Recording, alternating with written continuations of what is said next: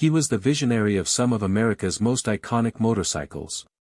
Paul Teutul Jr., the artistic mastermind of American Chopper, created more than just bikes, he created a cultural phenomenon.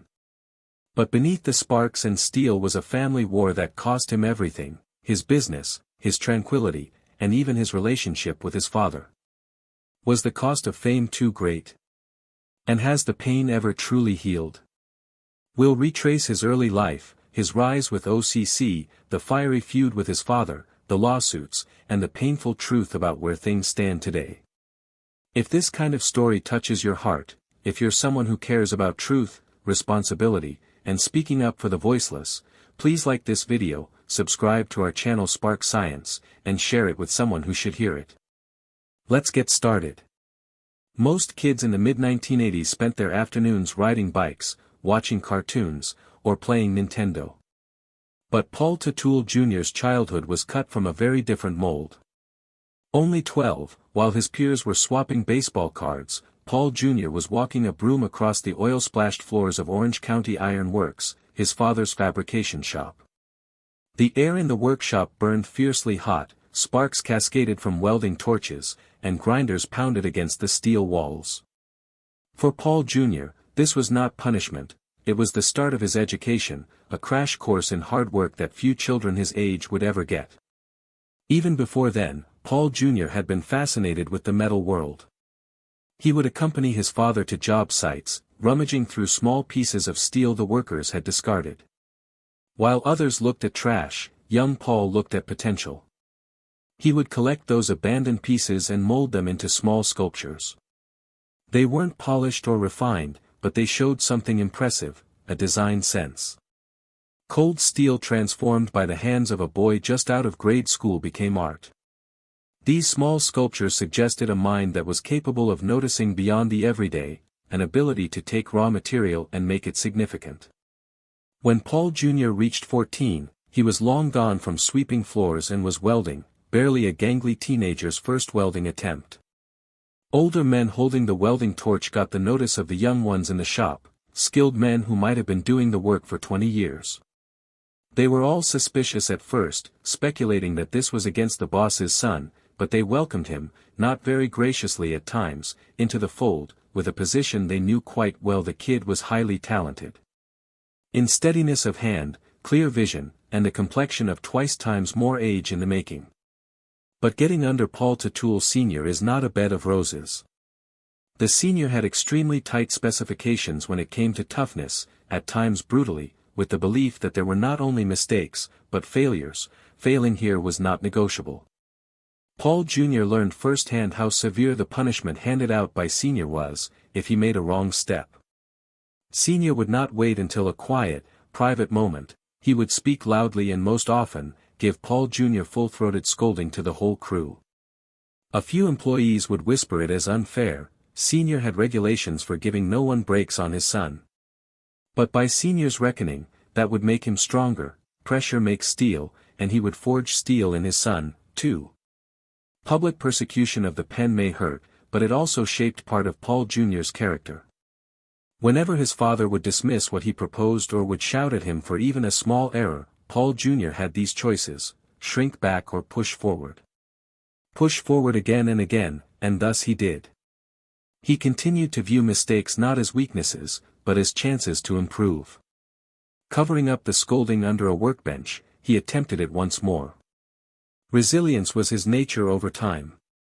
The same unwillingness to back down would serve him very well later in episodes that involved him and his dad coming together on national television. Rarely was there ever a solid respect, apparently set upon each other, but so rarely did it come out vocally. At one time, Paul Jr. remade a railing that added strength and beauty as a necessary aspect in one design. His father initially hammered it out himself, unnecessarily changing and brushing off. But the days went by, not a word was said. Sr. signed off on the design and mounted it on wheels. A very little win, but to Paul Jr., it was everything. Father's quiet said more than had been uttered. In even himself, son was cherished for his creativity, pride withheld from acknowledging so glaringly. Those initial sparks of creativity would blaze a fire that remade his family's future, and filled them with their most heated conflicts. When Paul Teutul Jr. was 19, the youngster tidying up shavings had become a well-respected tradesman who operated the railing business at Orange County Iron Works. That was not a titular nod given to him by his dad. It had been earned on long days, late nights, and the type of vision that most young men his age couldn't even conceptualize. The railing business wasn't a side business either, it was the company's second-half income. Customers waited for designs that were stamped with Junior's signature, willing to wait longer and pay more for the quality of detail and craftsmanship that differentiated his work. Managing a team of older, experienced workers was not simple, but Paul Jr.'s dependability and natural leadership gradually gained their respect. Even the most hardened skeptics, steel and construction veterans, came to admire the young man who not only could weld but command.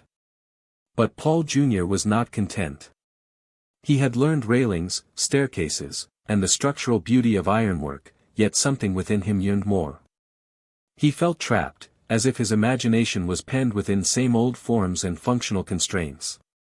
Nights would find him at his workbench drawing ideas that had no relation to railings or contracts for construction. Rather, he sketched motorcycles, vehicles filled with curves, edges, and personality. His notebook was a covert outlet of imagination, a space where he could dump his visions without the specter of practicality hanging over him. These drawings weren't fantasies childish in nature. They discovered a creative aspect that was starting to get restless, looking for the proper canvas. That came about not from a business venture but from a serendipitous moment. At the tail end of the late 90s, Paul's father, who always had a fondness for motorcycles, began working on bikes again. It was only supposed to be for leisure, a hobby to balance the drudgery of earthy ironworks. He enlisted his son to assist him one day. When Paul Jr. brought out his drawings, he was taken aback. They weren't technical drawings, but visions. The lines were precise, the angles strong, and the entire look of the design was pure art, seeping from the paper. To Paul Sr., who relied on brawn and old-fashioned sensibility, it was an epiphany. That was the spark. Years had gone by, the father and son having worked differently in the iron shop. Suddenly, however, with motorcycles at least, they shared something.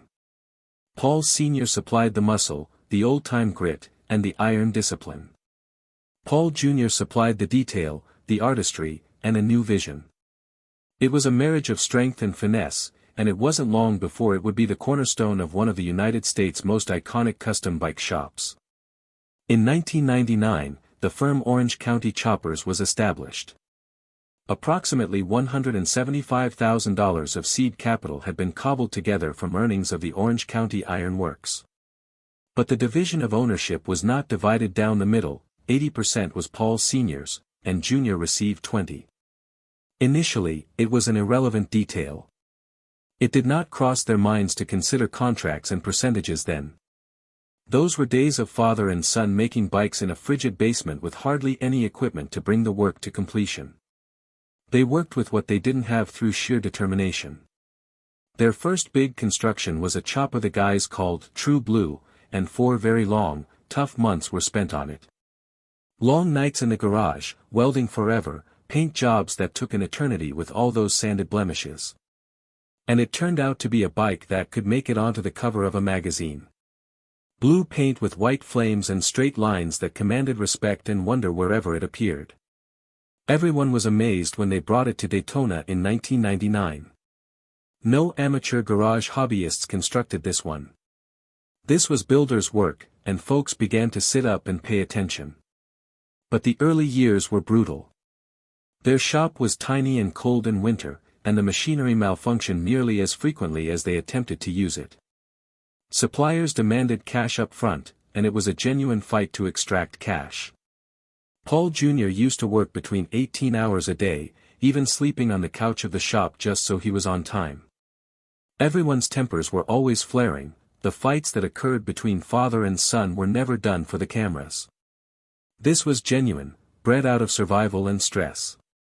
Each motorcycle barely paid the bills, and yet, they struggled on because neither could quit. What started out as a basement dream would quickly blow up into a reality television empire, but with that limelight came cracks no one could conceal. When American Chopper first aired on March 31, 2003, nobody in that cramped New York shop had a clue what was about to hit them. In 3 episodes, the show blew up, attracting more than 3 million viewers a week. What was once a bet with a minuscule contract and low hopes soon snowballed into a cultural phenomenon. Overnight, the Teutul's weren't merely constructing motorcycles, they were constructing TV moments that millions of families watched. The cramped, cold workshop that once just managed to pay the bills became a tourist spot. Viewers demanded photos, signatures, and, above all, Paul Jr.'s motorcycles.